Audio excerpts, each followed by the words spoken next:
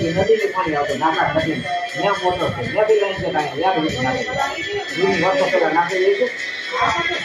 વર્ષો પહેલા જૂની લાઈન છે તાલાબ નાખે ત્યાં વ્યાજે પાણી ભૂંગળા નાખે માથે રોડ થઈ જાય બધે પછી ભૂંગળા લાઈન ચાલુ અને હાંડી નાખે મોટર નદી નાખે ત્યાં તાલુકાનું પાણી અહીંયા બાજરો બધે ગટરના પાણી બાજરો વાગ્યો ને આ રીતે 12 વીઘાનો બાજરો